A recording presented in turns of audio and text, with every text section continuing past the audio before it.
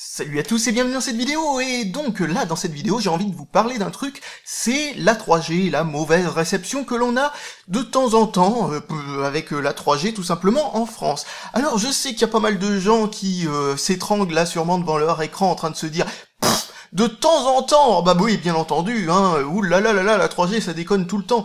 Oui, enfin, si je dis ça, c'est parce qu'il y a toujours ces quelques personnes dans les commentaires ensuite qui me disent des trucs, oh, mais t'es qu'un pauvre, voilà, je vais mettre une censure, on va dire, et parce que, gna gna gna, chez moi, ça marche super bien, gna gna gna gna gna gna gna.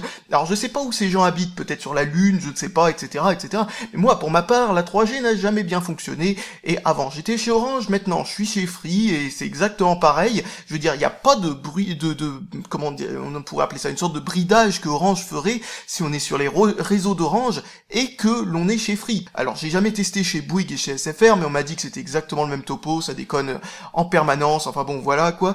Donc, qu'est-ce que je vais vous dire à propos de ça? Eh bien, je vais vous dire pourquoi ça fait ça, pourquoi ça déconne à ce point-là. Alors, un truc que l'on pense souvent, c'est parce que le débit est saturé, etc., etc. Eh bien, en fin de compte, c'est pas vrai, c'est pas vraiment le débit, en fait, qui pose problème, c'est surtout les latences. Alors, qu'est-ce que c'est le problème? C'est que si vous allez sur une page internet, le serveur et votre téléphone, c'est-à-dire le client, vont s'échanger des informations, genre par exemple, je veux cette page, hop, oui, bien reçu, hop, on reçoit une autre page, enfin, des blocs qui composent cette page, et enfin, la page s'affiche. Et ça met très longtemps, parce que des fois, il y a juste le dessus de la page qui apparaît, et puis ensuite, le reste n'apparaît pas. Alors du coup, vous attendez comme un con comme ça que ça vienne parce que ça et puis ça viendra jamais parce que ça a abandonné à l'autre bout chez Orange donc par exemple ou peu importe. Et donc en gros, le truc c'est que il va pas récupérer le reste de la page. Alors vous faites refresh quoi, vous faites l'équivalent de F5 sur le téléphone. Et donc du coup, la page ensuite réapparaît, ça va un peu plus loin et ça bloque à nouveau. Alors le problème, c'est parce que en gros, il se perd une information pendant ces différents échanges. Une technique qui est sympathique pour pouvoir outrepasser ce problème-là, c'est tout simplement de passer par exemple, un truc comme Opera Mobile ou Opera Mini, qui va faire un truc absolument excellent, qui est eh bien, je vais vous expliquer le système, c'est que Opera Mini ou Opera Mobile, si on active la fonction Turbo, je vais vous montrer comment on fait ça, alors, vous allez dans Opera Mobile, ou Opera Mobile classique, suivant celui-là que vous avez envie d'utiliser. Donc, on va dans Opera Mobile classique, là, dans ce cas-là, et ensuite, vous cliquez sur le logo Opera, vous allez dans Réglages, et là, vous avez Opera Turbo. Alors, Opera Turbo, vous pouvez le laisser activer tout le temps, désactiver quand vous êtes en Wi-Fi, ou toujours désactiver. Par défaut, il est toujours désactivé. Mettez-le en désactivé en Wi-Fi, ou en toujours activé, peu importe, même si je préfère que ce soit désactivé en Wi-Fi, parce qu'il n'y a pas ce problème du tout. Et donc, qu'est-ce que ça va faire? Eh bien, c'est très simple. À chaque fois que vous voulez accéder à une page, ça va l'envoyer au serveur d'Opera, en fin de compte, au lieu de l'envoyer directement à votre téléphone. Donc, c'est Opera qui va recevoir toutes ces petites requêtes, etc., etc.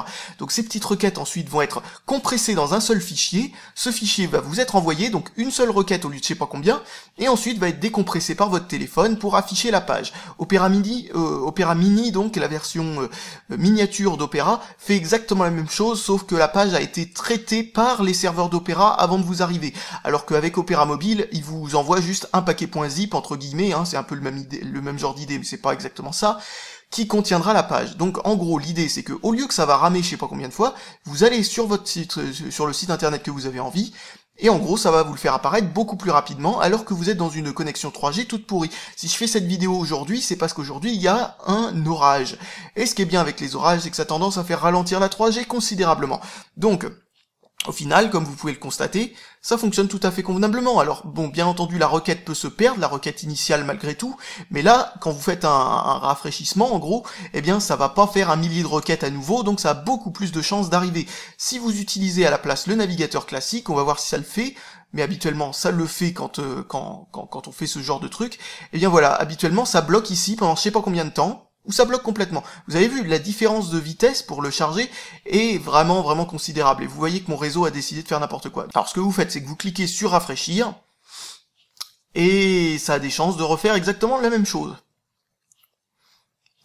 Il se passe vraiment rien, on sait pas du tout ce qui s'est passé. Habituellement, quand il est en Wi-Fi, le navigateur internet fonctionne parfaitement bien, pour information. Si vous voulez une démonstration, je peux activer le Wi-Fi pour vous montrer que ça marche, tout simplement. Allez, hop, hop, hop. Voilà, le Wi-Fi vient d'apparaître et maintenant ça charge tout seul. Donc voilà, et quand on capte bien, eh bien le navigateur internet par défaut d'Android fonctionne parfaitement bien. Alors un autre avantage d'Opera Mobile par rapport à le navigateur internet par défaut ou n'importe quel autre navigateur, enfin presque n'importe quel autre navigateur parce que je vais vous en parler un peu plus tard. Donc l'avantage aussi d'Opera Mobile, c'est qu'il va répéter la requête automatiquement si elle s'est perdue, tout simplement. Le navigateur par défaut d'Android, lui, ne le fait pas. Pourquoi il ne le fait pas? Tout simplement parce que ça va à l'encontre des conventions du web qui font que pour ne pas surcharger les serveurs, on ne répète pas les requêtes sans arrêt. Parce que ça fait des plus ou moins petites attaques par déni de service, plus ou moins, hein, c'est un peu le même genre d'idée. Donc du coup, on ne le fait pas.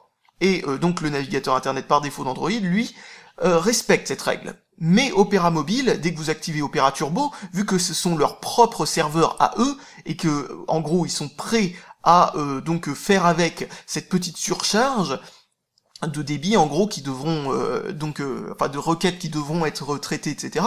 Eh bien Opera Mobile, donc quand vous activez le Opera Turbo, tout simplement fera quand même ces requêtes malgré tout dans le vide, en espérant qu'il y en ait une qui finisse par fonctionner. Donc voilà, ça c'est une très très bonne idée.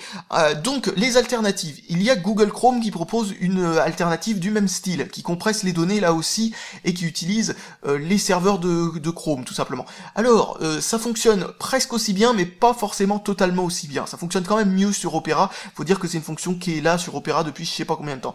Il existe aussi d'autres navigateurs mini, genre UC Browser mini ou ce genre de truc, fonctionnent pas aussi bien que Opera Mini non plus. Donc c'est dommage. Opera Mini permet par exemple, permet de faire moins de requêtes, de compresser les données, et en plus de compresser ça encore plus.